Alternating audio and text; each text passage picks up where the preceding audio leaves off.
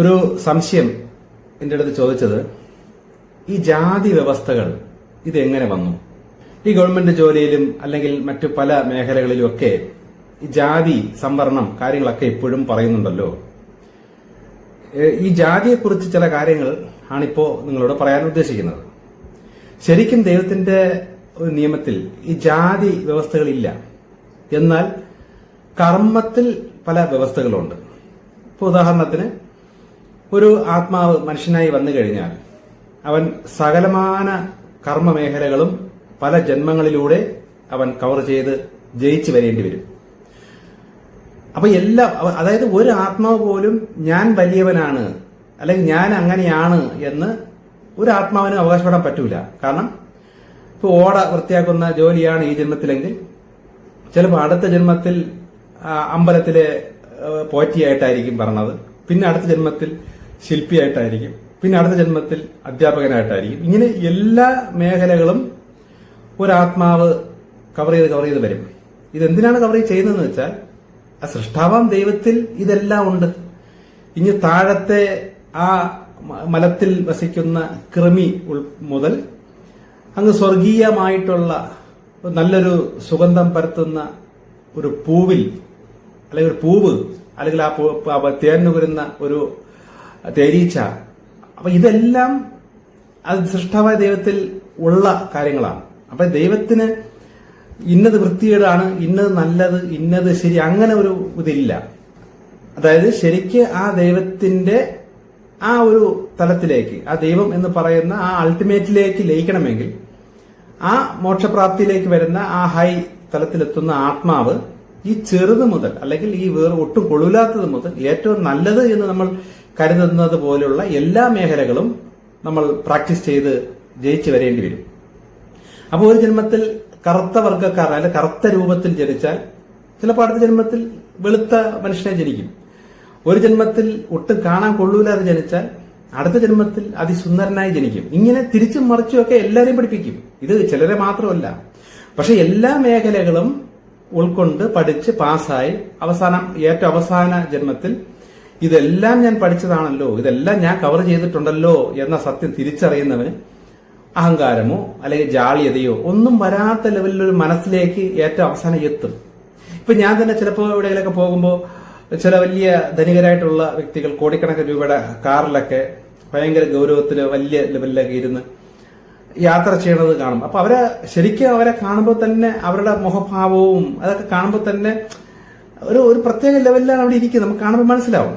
അപ്പൊ ഞാൻ ചിന്തിക്കും, കഴിഞ്ഞ ജന്മത്തിൽ ഏതെങ്കിലും ഒരു സൊമാലിയയിലോ എവിടെയോ പോയി മണ്ണപ്പം ചുട്ട് തിന്നുകൊണ്ടിരുന്ന ഒരു ആത്മാവാണ് ഈ ജന്മത്തിൽ ഇങ്ങനെ ഇരുന്ന് പോകേണ്ടി വരുന്നത്. അന്ന് അങ്ങനെ പോയപ്പോ അവിടെ പഠിക്കേണ്ടെല്ലാം പഠിച്ചു, പല ആഗ്രഹങ്ങളുണ്ടായിരുന്നു. അടുത്ത ജന്മത്തിൽ ഈ ലെവൽ വരുന്നു. അപ്പൊ ഈ സത്യം ആ വ്യക്തി തിരിച്ചറിഞ്ഞാൽ ആ ഒരു അഹങ്കാരവും നമ്മൾ പലയിടത്തും കാണാറുണ്ട്. പണത്തിന്റെ അഹങ്കാരവും ഷോയും അട്ടഹാസവും. ചിലരുണ്ട് ഇത്തിരി ശാരീരിക ബലമൊക്കത്തിൽ കടന്ന് ആ ഷോയും കൈക്കരുത്തും ഒക്കെ കാണിച്ച് വലിയ മിടുക്കൻ കാണിക്കുന്ന ഈ ഷോ ഉണ്ടല്ലോ. ഇപ്പൊ ഈ ബോഡി ഷോ എന്നൊക്കെ പറയുന്നില്ല, ഷോയാണ്. അപ്പൊ ഇങ്ങനെ ഷോ കാണിക്കുന്ന പലരും അപ്പൊ ഇത് കാണുമ്പോ ശാരീരികമായി ജന്മനാൽ ശുഷിച്ചും ശോഷിച്ചും ഒട്ടും ആരോഗ്യമൊന്നും ഇല്ലാത്തവർ ഇதை കണ്ട് വിഷമിച്ചിരിക്കും. അപ്പൊ ഷോ കാണിക്കുന്നവൻ കഴിഞ്ഞ ജന്മത്തിൽ ഇങ്ങനെ ശോഷിച്ചിരുന്നവനായിരിക്കാം. അതേപോലെ ഈ ജന്മത്തിൽ ശോഷിച്ചിരുന്ന് വിഷമിക്കുന്നവൻ കഴിഞ്ഞ ജന്മത്തിൽ ഇതേപോലെ ഷോ കാണിച്ചവനായിരിക്കാം. ഇതിങ്ങനെ തിരിച്ചു മറിച്ചൊക്കെ വരും. പക്ഷെ ഈ സത്യങ്ങളെല്ലാം തിരിച്ചറിയുന്ന ഒരു ലെവലിലേക്ക് ഒരു വ്യക്തി എത്തുമ്പോഴാണ് ഈ സകലമാന കാര്യങ്ങളും തിരിച്ചും മറിച്ചുമൊക്കെ മനസ്സിലാക്കി ആ ഒരു ലെവലിൽ മനസ്സിനെ പാകപ്പെടുത്തി എത്തുന്ന ഒരു വ്യക്തിയാണ് ശരിക്കും പറഞ്ഞ ആ മോക്ഷത്തിലേക്ക് എത്തുന്നത്. അതിനാണ് ശരിക്കും ഈ വൈകുണ്ഠം എന്ന് പറയുന്ന ആ ഒരു തലമുണത്. വിഷ്ണുപാദത്തിൽ നമ്മൾ എത്തുന്നു എന്നൊക്കെ പറയുന്ന ഒരാൾ കമന്റും ചെയ്തിട്ടുണ്ട്. ശരിക്കും ഈ ഒരു മാനസിക അവസ്ഥയിൽ ഒരാൾ എത്തുന്നതിനാണ് ഈ വൈകുണ്ഠത്തിൽ എത്തുന്നു എന്ന് പറയുന്നത്. അല്ലാതെ വൈകുണ്ഠം എന്ന് പറയുന്നത് ഒരു എത്ര ഏക്കർ കണക്കിന് ഒരു വസ്തുവോ അല്ലെങ്കിൽ ഒരു സ്ഥലമോ അങ്ങനെയൊന്നുമല്ല. ആ ഒരു മനസ്സിലേക്ക് നമ്മൾ എത്തുമ്പോൾ നമ്മൾ ആ ഒരു വൈകുണ്ഠത്തിലേക്ക് നമ്മൾ ലയിക്കും എന്ന് പറയുന്ന ആ ഒരു മനസ്സ്, ദൈവത്തിന്റെ ആ ഒരു മനസ്സിലേക്ക് നമ്മളുടെ മനസ്സും ആ ദൈവത്തിന്റെ മനസ്സും ഒന്നായി അങ്ങ് മാറുന്ന ഒരു അവസ്ഥയിലേക്ക് പോകും. അപ്പൊ ഇതാണ് ഈ ശരിക്കും ഇവിടെ സംഭവിക്കുന്നത്. അപ്പൊ ഈ ഒരു കാലത്ത് നമ്മൾ നല്ല തൊലി വെളുത്തും നല്ല സുന്ദരനും ബ്രാഹ്മണ അല്ലെങ്കിൽ ബ്രാഹ്മണൻ എന്ന് പറയുന്നതിന്റെ അർത്ഥമേ ബ്രഹ്മത്തെ തിരിച്ചറിയുന്നവനാണ്. അതവിടെ ജാതി മതമൊന്നും ഇല്ല. അവിടെ ശരിക്കും ആ ഒരു തലത്തിലേക്ക് ആഴ്ത്തുന്നു. അതിനെ ഒരു ലെവലിൽ ചില അസുര ശക്തികൾ അല്ലെങ്കിൽ പൈശാച ശക്തികളുടെ പ്രേരണയാൽ ഒരു വിഭാഗം മനുഷ്യരുടെ തലയിൽ ദൈവത്തിന് വേണ്ടിയിട്ട് പൂജയൊക്കെ ചെയ്യുന്ന ആ ഒരു ലെവലിലേക്ക് എത്തുന്ന അവർക്ക് ഇങ്ങനെ ചില ചിന്തകൾ ഇട്ട് കൊടുത്തതാണ് അതൊരു ബ്രാഹ്മണ ജാതിയായി മാറിയത്. ശരിക്കും അങ്ങനെയല്ല. നമ്മളെ കഥയിൽ തന്നെ പറയിപ്പറ്റ 12 കുലം എന്ന് പറയുമ്പോൾ 12 ജോലിക്കാരാണ്, 12 കർമ്മ മേഖലയിലുള്ളവരാണ് അതിൽ വരുന്നത്, അല്ലാതെ ജാതിയല്ല. അങ്ങനെ ജാതി എന്ന് പറയാൻ പറ്റില്ല. കാരണം ഈ സമയത്ത് ഈ ജന്മത്തിൽ ഞാൻ ഈ ജാതിയെങ്കിൽ അടുത്ത ജന്മത്തിൽ വേറൊരു ജാതിയിൽ ജനിക്കേണ്ടി വരും. അപ്പം എനിക്ക് ഇന്ന ജാതിക്കാരനാണെന്ന് എങ്ങനെ അവകാശപ്പെടാൻ പറ്റും? ഈ ജന്മത്തിൽ ഈ ജാതി എന്നല്ലേ പറയാൻ പറ്റുള്ളൂ. പക്ഷെ ഈ സത്യം തിരിച്ചറിയാതെ മനുഷ്യ മനസ്സിനെ മായയിൽ ബ്ലാങ്ക് ആക്കിക്കൊണ്ട് ഈ മനുഷ്യ മനസ്സിനെ മാറ്റിക്കളയുന്നത് ഈ അസുര ശക്തികളാണ്. അപ്പൊ ഈ ജ്ഞാനം വരാൻ സമ്മതിക്കൂല, അല്ലെങ്കിൽ അറിവ് വരാൻ സമ്മതിക്കൂല. നമ്മൾ ഏതൊരു കാര്യം, ദൈവം എന്തൊരു കാര്യം ഭൂമിയിൽ ചെയ്തു വെച്ചാലും അതിനെ പതുക്കെ മാറ്റി മറിച്ച് അത് തലതിരിച്ചാക്കി എടുക്കുന്ന ഒരു പ്രക്രിയ ഈ പൈശാചിക ശക്തികൾക്കുണ്ട്. എന്ത് ചെയ്താലും പ്രകൃതി നല്ലതിന് വേണ്ടിയിട്ടാണ് ഇതൊക്കെ ഈ പ്രക്രിയയും ഇതിനെ അതിജീവിച്ച് മനുഷ്യനെ നന്നാക്കി എടുക്കുന്ന രീതിയൊക്കെയാണ് ഈ ദേവാസുര യുദ്ധം എന്ന് പറയുന്നത്. ഇപ്പൊ നമുക്കൊക്കെ ആ യുദ്ധം നടപ്പുണ്ട്. ഇപ്പൊ നമ്മൾ ദൈവമായിട്ടൊരു കണക്ഷൻ വന്നു, ദൈവത്തെ മനസ്സിലാക്കി. നമ്മളിലുള്ള നെഗറ്റീവ് ശക്തികൾ നമ്മളെ അങ്ങോട്ട് കണക്ഷൻ സമ്മതിക്കാതെ നമ്മളെ മടി, ക്ഷീണം, ഉറക്കം, അല്ലെങ്കിൽ വയ്യായിക, വീട്ടിൽ പ്രശ്നം, സാമ്പത്തിക ബുദ്ധിമുട്ട്, ഇങ്ങനെയൊക്കെ എന്തെങ്കിലുമൊക്കെ പ്രശ്നങ്ങളിട്ട് കുരുക്കി നമ്മളെ മനസ്സിനെ ഒരിക്കലും അങ്ങോട്ട് എത്തിക്കാൻ ശ്രമിക്കൂല. അപ്പൊ നമ്മുടെ മനസ്സിന് എപ്പോഴും ഈ വിഷയത്തിലോ പ്രശ്നത്തിലോ ഇങ്ങനെ ഓട്ടിച്ചുകൊണ്ടേയിരിക്കും. ഇതിങ്ങനെയാണ്, ഇതുപോലെ തന്നെയാണ്. അപ്പൊ അതിനെ അതിജീവിച്ച് നമ്മൾ അതിലേക്ക് എത്തുമ്പോഴാണ് നമ്മൾ ജയിച്ച് അതിലോട്ട് എത്തുന്നു എന്ന് പറയുന്നത്. അതിനാണല്ലോ പരീക്ഷ എന്ന് പറയുന്നത്. ഇതാണ് നമ്മുടെ പരീക്ഷ. അതുപോലെ ഏതെങ്കിലും ഒരു വിഭാഗത്തിൽ ചിലപ്പോൾ മുസ്ലിം മതത്തിൽ ആണ് ജനിച്ചെന്ന് വെച്ചോ. ഈ മതം എന്ന് പറയുന്നത് മനുഷ്യരുണ്ടാക്കി വെച്ചേക്കുന്ന സാധനമാണ്. ശരിക്കും മുഹമ്മദ് നബിയുടെ പാതയിൽ ജനിക്കുന്ന ഒരു വ്യക്തി ഒരിക്കലും മുസ്ലിം മതത്തിന്റെ പിറകെ അടിമപ്പെട്ടു പോകില്ല. ആ പാത സ്വീകരിച്ച് മര്യാദയ്ക്ക് ജീവിക്കുകയുള്ളൂ. അപ്പൊ മതത്തിൽ വന്നാൽ ആ മതത്തിലൂടെ ശരിക്കും ഈ പാത അല്ലെങ്കിൽ വസ്തുത, ഇപ്പൊ ക്രിസ്ത്യാനി അല്ലെങ്കിൽ ക്രിസ്തീയ മതത്തിലുള്ള ജനിച്ചാൽ യേശുവിന്റെ പാത അതിൽ നിന്ന് തിരിച്ചറിഞ്ഞ് മതം എന്ന് പറയുന്ന ആ ഒരു പുറം ചട്ട ഊരിക്കളഞ്ഞ് വേണം ഈ യേശുവിന്റെ പാതയിലേക്ക് വരാൻ. അപ്പൊ ഇത് വരാൻ സമ്മതിക്കില്ല, ഈ അസുരശക്തികൾ സമ്മതിക്കാതെ ഞാൻ ക്രിസ്ത്യാനിയാണ്, മറ്റുള്ളവരെല്ലാവരും നരകത്തിൽ പോകും, യേശുവിന്റെ ആളായി നിൽക്കുന്ന ഞാൻ മാത്രം സ്വർഗ്ഗം, ഇങ്ങനെയൊക്കെയുള്ള ചിന്ത ഇട്ട് കൊടുത്ത് ഈ മനുഷ്യനെ പൊട്ടം കളിപ്പിക്കണമെന്നാണ് ഈ അസുര പൈശാചിക ശക്തികൾ. എന്നിട്ട് ലാസ്റ്റ് അവർ തന്നെ കൊണ്ടുപോവുകയും ചെയ്യും. ഇതൊക്കെയാണ് ബൈബിളിൽ യേശുവും പറഞ്ഞിട്ടുള്ളതാണ്. നിങ്ങൾ മതത്തിൽ ചേർക്കാനായി നിങ്ങൾ കടലും കരയൊക്കെ കറങ്ങി നടക്കുന്നു, നിങ്ങൾ ആൾക്കാരെയൊക്കെ പിടിച്ച് മതത്തിൽ ചേർക്കുന്നു. എന്നിട്ട് എന്ത് സംഭവിക്കും? നിങ്ങളും നരകത്തിൽ പോവും, അവരും നരകത്തിൽ പോകുന്നതാണ് യേശു പറഞ്ഞേക്കുന്നത്. അപ്പൊ എന്തുകൊണ്ടാണ് ഈ മതത്തിൽ ചേർക്കാൻ നടക്കുന്നതിന്റെ കാരണം എന്റെ മതമാണ് ഏറ്റവും ശ്രേഷ്ഠം, അതാണ് നല്ലത് എന്ന ചിന്ത ഈ അസുര ശക്തികൾ ഇവന്റെ തലച്ചോറിലിട്ട് കൊടുക്കുന്നതുകൊണ്ടാണ്. ഇതേപോലെയാണ് ജാതി. എന്റെ ജാതിയാണ്, ഞാൻ ഇന്ന ജാതിക്കാരനാണ് എന്ന ഒരു ചിന്ത വരുമ്പോഴാണ് ഈ ജാതി പ്രശ്നങ്ങളും അതും ഇതൊക്കെ ഉണ്ടായി വരുന്നത്. ദൈവത്തിന്റെ കണ്ണിൽ അങ്ങനെയൊന്നുമില്ല. ദൈവത്തിന്റെ കണ്ണില് കർമ്മമാണുള്ളത്. ഓരോ കർമ്മ വ്യവസ്ഥയിലാണ് ഓരോരുത്തർ ജനിക്കുന്നത്. ഓരോ ജന്മത്തിൽ മാറി മാറി ജനിക്കും. അപ്പൊ ഈ അറിവ് മാക്സിമം അറിവ് ജനങ്ങൾക്ക് കൊടുക്കുക. അപ്പൊ അതിൽ നിന്നും ഈ ഇത്തിരി ബോധമുള്ളവന് ബോധം വരും, ഇല്ലാത്തവർക്ക് അതിൻ്റെതായ ശിക്ഷയും കാര്യങ്ങളൊക്കെ അനുഭവപ്പെട്ട് കർമ്മത്തിന്റെ ഈ കാണിക്കുന്നതിന്റെ ഇങ്ങനെ ചെയ്തതിന്റെയൊക്കെ ഫലങ്ങൾ അനുഭവിച്ചുമൊക്കെ പാരമ്പര്യമായിട്ടൊക്കെ അനുഭവിച്ച് ഇതൊക്കെ പഠിച്ചു വരും. ഇപ്പൊ ഇതില് നമ്മളിപ്പോ കാണുന്ന പല ഇപ്പോഴത്തെ വ്യവസ്ഥകളില് ഈ ജാതി ചോദിക്കരുത്, ജാതി പറയരുത് എന്നൊക്കെ ഗവൺമെന്റ് ഭയങ്കരമായ നിയമങ്ങളൊക്കെയാണ് വെച്ചിട്ടുള്ളത്. അവർ നമ്മൾ ജാതി പറഞ്ഞ് ആക്ഷേപിക്കരുത് എന്നൊക്കെ പറയുമെങ്കിലും ജോലി സമയത്ത് അല്ലെങ്കിൽ ജോലിയുടെ ആവശ്യത്തിന് ഗവൺമെന്റ് കാര്യത്തിൽ ചെല്ലുമ്പോൾ ജാതി ഏതാണെന്ന് അവർ തന്നെ ചോദിക്കും. അപ്പൊ നമ്മൾ താഴ്ന്ന ജാതിയെങ്കിൽ താഴ്ന്ന ജാതിയുടെ സർട്ടിഫിക്കറ്റ് എവിടെ?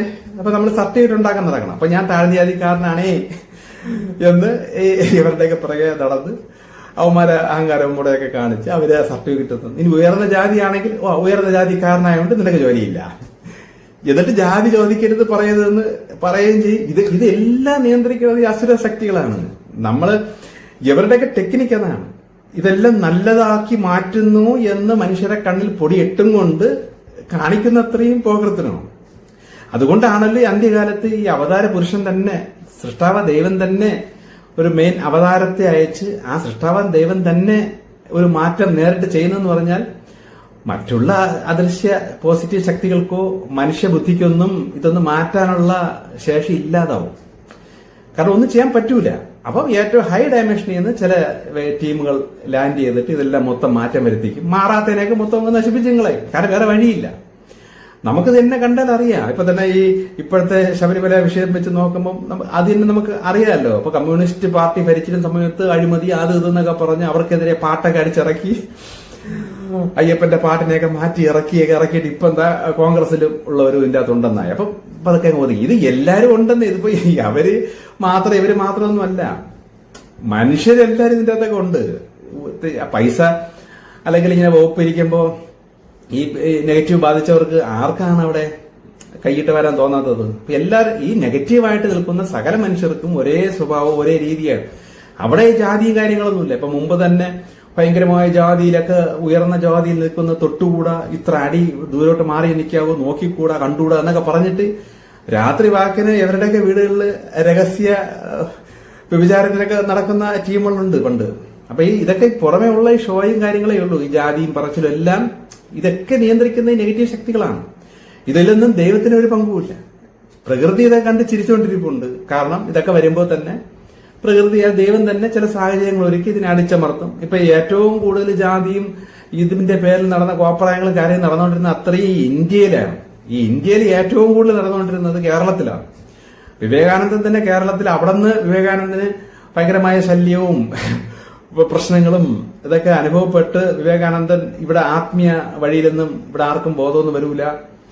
ശരിക്കും പറഞ്ഞ ദൈവത്തിന്റെ കറക്റ്റ് റൂട്ടിലോട്ടൊന്നും മനുഷ്യരെത്തിക്കാൻ പാടാണെന്നൊക്കെ വിചാരിച്ച് അവിടെ നിന്നൊക്കെ പാലായനം ചെയ്തതാണ് പുള്ളി നേരെ കേരളത്തിൽ വന്നത്.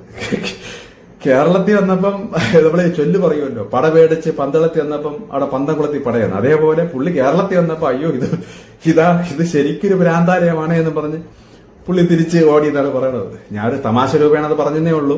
ശരിക്കും നടന്ന ഇതാണ്.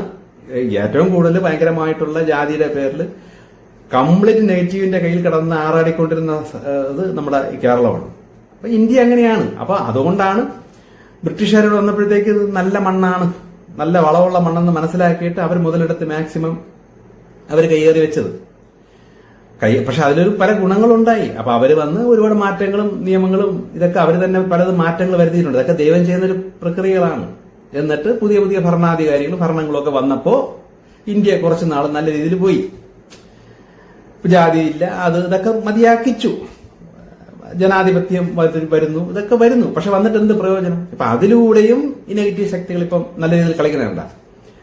ഈഴവ സമുദായം, നായർ സമുദായം, ടിവിയിലൊക്കെ ചില വാർത്തയുടെ കൂടെ പരസ്യം കാണിക്കും. ഈഴവ മാട്രിമോണിയ, അതൊക്കെ എനിക്കാണ് ചിരി വരും. ഒരു 10 പ്രാവശ്യം ഈഴവ, ഒരു 10 പ്രാവശ്യം നായര്. ഇതൊക്കെ ഈ കേൾക്കുമ്പോഴേ നമ്മൾ ശരിക്കും പറഞ്ഞ ഇതൊക്കെ മൊത്തം നെഗറ്റീവിന്റെ നിയന്ത്രണത്തിലാണ് എന്നുള്ള ആദ്യം സത്യം മനസ്സിലാക്കണം. ഇതൊക്കെ പുറമേ ഇങ്ങനെ നാട് വികസിക്കുന്നു, നന്നാകുന്നു, അവരെ സ്ത്രീ സമത്വം എന്നൊക്കെ പറഞ്ഞൊക്കെ ഇങ്ങനെ വരുമെങ്കിലും എന്തിന്റെയും പിന്നിൽ ഈ അസുര ശക്തികളുടെ പ്രവൃത്തികൾ നല്ല ശക്തമായ രീതിയിലുണ്ട്.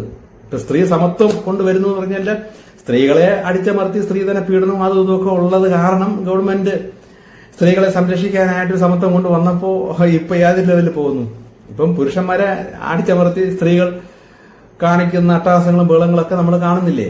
അപ്പൊ ഇതൊക്കെ ഇങ്ങനെയൊക്കെയാണ്. എന്ത് നല്ലത് ദൈവത്തിന്റെ അല്ലെ പോസിറ്റീവ് ശക്തികളുടെ നിയോഗത്താൽ എന്ത് നല്ല ഒരു കാര്യം കൊണ്ടുവന്നാലും അതിലൂടെ ഈ അസുര ശക്തികൾ, പൈശാച ശക്തികൾ അതിനെ തലതിരിച്ച് അതിനെ മുതലാക്കിച്ച് കളിക്കും. ഇതിങ്ങനെയാണ്. ഇതിലൊന്നും ദൈവത്തിന് പങ്കോ സൃഷ്ടാവ ദൈവത്തിന് പങ്കോ ഒന്നുമില്ല. ഇതിങ്ങനെ സംഭവിക്കണം, സംഭവിച്ചിരിക്കും, ഇതിങ്ങനെ കൂടി വരും. ഇത് സംഭവിക്കണമെന്നേ, ഇതിങ്ങനെ സംഭവിച്ച് ഇങ്ങനെ വരുമ്പോ ഇതിന്റെ അകത്ത് നിന്ന് വേണം ഈ ശരിക്കും ഈ നമ്മൾ ഈ സ്വർണം ഞാൻ കണ്ടിട്ടുണ്ട്. ഈ സ്വർണം എടുക്കുന്ന കുറേ മണ്ണ് കാണും. ആ പുഴയെന്ന് ഇങ്ങനെ ചെളി മണ്ണ് ഇങ്ങനെ ഒരു കൂട പോലത്തെ ഒരു സാധനത്തിലിട്ട് കോരിയിട്ട് ഇങ്ങനെ വീശി ലാഞ്ചി ഇങ്ങനെ വെള്ളത്തിലിട്ട് ആക്കി അവസാനം ഒരു ശകലം സ്വർണം അതിൽ നിന്ന് കിട്ടും. ഇതേ പ്രോസസ്സാണ് ഈ ഭൂമിയിൽ നടക്കണം. ഇത്രയും തിന്മ ഇങ്ങനെ പെരുകി വരണമെന്ന്, ഇത്രയും തിന്മ പെരുകി അതിന്റെ ഇടയിൽ വീർപ്പ് മുട്ടി വിമിഷ്ടപ്പെട്ട് ആ ദൈവത്തിന്റെ പോസിറ്റീവിലോട്ട് എത്തണം, അല്ലെങ്കിൽ എനിക്ക് പോസിറ്റീവ് ആകണമെന്ന് അതിയായി ആഗ്രഹിച്ച് ഇതിലൊന്നും പിടിപെടാതെ, അഥവാ പിടിപെട്ടാലും അതിൽ നിന്ന് കരകയറി വന്ന് ഇങ്ങനെ വരുന്ന ഒരു അല്പം സ്വർണ്ണത്തരികൾ അതാണ് വേണ്ടത്. അതിനെ കിട്ടാനാണ് ഈ തിന്മയൊക്കെ ഇങ്ങനെ ദൈവം തന്നെ അനുവദിച്ചിട്ടേക്കുന്നത് വെച്ചാൽ ഇങ്ങനെ ഇത്രയും തിന്മയുടെ ഇടയിൽ കിടന്ന് വിരവിയാലേ അതിൽ നിന്നും ഉൾപ്പെടാത്ത അല്ലെങ്കിൽ അതിൽ നിന്നും പരീക്ഷിച്ചും പഠിപ്പിച്ചും ഒരു അല്പ സ്വർണ്ണ തരികളെ എടുക്കുകയുള്ളൂ. ആ സ്വർണ്ണത്തരികളാണ് ദൈവം എന്ന് പറയുന്ന അൾട്ടിമേറ്റിലേക്ക് പോകുന്നത്. അപ്പൊ ഈ അൾട്ടിമേറ്റിലേക്ക് പോകാൻ വേണ്ട അതിവിശുദ്ധ അല്ലെങ്കിൽ അത്ര പെർഫെക്റ്റായി വരുന്ന ആ വലിയ മോക്ഷതലത്തിലേക്ക് പോകേണ്ട ഒരു അല്പം മണികളെ തിരഞ്ഞെടുക്കാനായിട്ട് ഇത്രയും നെഗറ്റീവ്സ് വേണം. എങ്കിലേ വലിയ കടുത്ത പരീക്ഷകൾ വന്നാല് ആ പരീക്ഷയിൽ പാസ്സാകുന്നവർക്ക് അത്രയും ക്വാളിറ്റി പറയാൻ പറ്റുള്ളൂ. ഇപ്പൊ IAS പരീക്ഷ പാസ്സാകുക എന്ന് ഭയങ്കര പാടാണെന്നൊക്കെ പറയുന്നത് വെച്ചാൽ അങ്ങനെ അതിൽ പാസ്സാകുന്നവർ വരണമെന്ന് അത് വേണം. ചെറിയൊരു പരീക്ഷ ഇട്ടിട്ട് ഇപ്പൊ IAS പോകുന്നവർക്ക് ഇന്ത്യയുടെ പ്രധാനമന്ത്രിയാര്, കേരളം ഭരിക്കുന്നതാര് എന്നൊക്കെ പറയുന്ന സിമ്പിൾ ക്വസ്റ്റ്യൻസ് ഒക്കെ എടുത്ത് ചോദിച്ചു കഴിഞ്ഞാൽ പിന്നെ ആ പരീക്ഷയ്ക്ക് വിലയില്ലല്ലോ. അപ്പം ഏറ്റവും ഹൈ തലത്തിൽ ഹൈ ഉദ്യോഗത്തിലേക്ക് വേണ്ട ആൾക്കാരെ തിരഞ്ഞെടുക്കണമെങ്കിൽ അത്രയും കടുത്ത പരീക്ഷ വേണം. അതൊക്കെയാണ് നമുക്ക് ചുറ്റും നടക്കുന്ന ഈ പരീക്ഷകൾ. അപ്പൊ ഇതെല്ലാം ജയിച്ചു വരിക എന്ന് പറയുന്നത് ഈ ജ്ഞാനം കൊണ്ടേ ജയിക്കാൻ പറ്റുള്ളൂ. ഇതൊക്കെ മനസ്സിലാക്കി തിരിച്ചറിഞ്ഞ്, കാരണം ഇതിലൊന്നും നമ്മളുടെ മനസ്സ് പെടരുത്, നമ്മൾ വിഷമിക്കരുത്.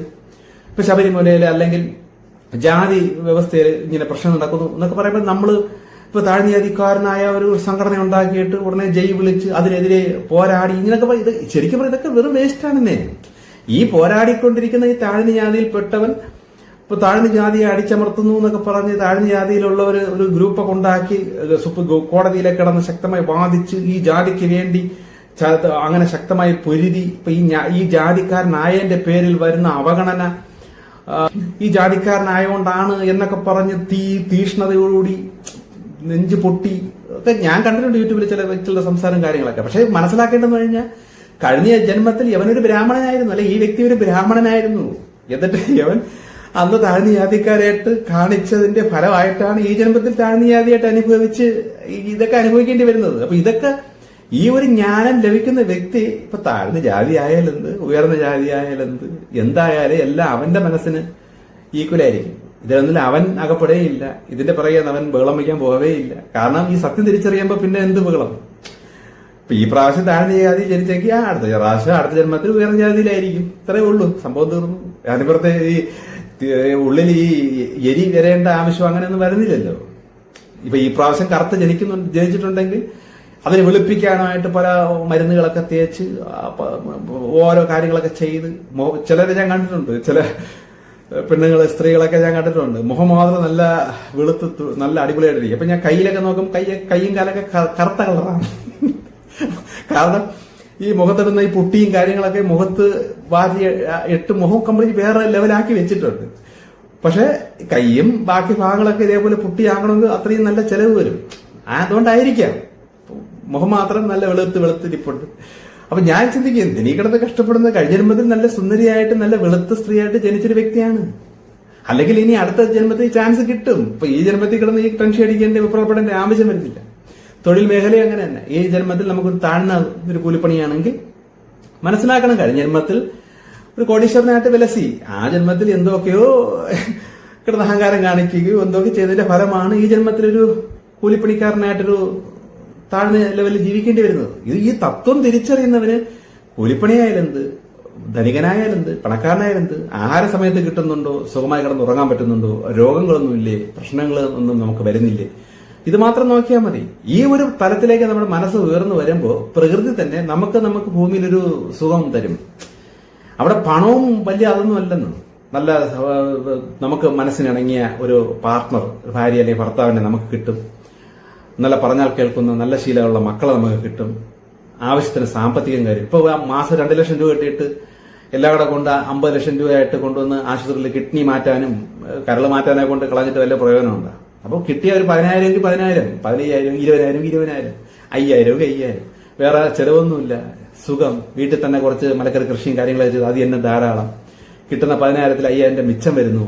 ഇത് മതി, ഇതാണ് സ്വർഗം. ഇതെങ്ങനെ കിട്ടുന്നു എന്ന് വെച്ചാൽ ഞാൻ ഈ പറഞ്ഞതുപോലെ ജാതിയോ മതം ഇങ്ങനെയൊക്കെ ഉള്ള മനസ്സൊന്നും നമ്മളിൽ വരാതെ ഇതൊക്കെ ഈ സത്യാവസ്ഥകളെല്ലാം തിരിച്ചറിഞ്ഞിട്ട് നമ്മുടെ മനസ്സ് ആ ഒരു വൈകുണ്ഠം അല്ലെങ്കിൽ ഒരു മുക്തി ലെവലിലേക്ക് എത്തുമ്പോൾ ഇതിലോട്ടൊന്നും നമുക്ക് വികാരം കൊള്ളേണ്ട അങ്ങനത്തെ ഒരു മനസ്സ് വരൂല. അത് ബാലൻസ് ആയി വരുന്ന ഒരു മനസ്സിലേക്ക് എത്തുമ്പോൾ പ്രകൃതി തന്നെ താനെ നിമിത്തങ്ങളിലൂടെ നമുക്ക് ഈ ഭൂമിയിൽ ഒരു സുഖം തരും. ശരിക്കും ഈ ഒരു ലെവലിലേക്ക് ഒരു വ്യക്തി എത്തി വരുന്നതാണ് സത്യയുഗത്തിലേക്കുള്ള അപ്പോ ഭൂമിയിലെ സ്വർഗം, പുതിയ ആകാശം, പുതിയ ഭൂമി. ആര് ഈ മനസ്സിലേക്ക് എത്തി വരുന്നു അവൻ ആ ഭൂമിയിൽ ഈ ഒരു അന്തരീക്ഷം അല്ലെങ്കിൽ ഈ ഒരു സെറ്റപ്പ് അവൻ ആസ്വദിക്കും. അതിലോട്ടാണ് എന്റെയും പോക്ക്. ഞാൻ ആഗ്രഹിച്ചു പോകുന്ന അതിലാണ്. ഓക്കെ, ഇത് ചില കാര്യങ്ങളൊക്കെ അടുത്തത്.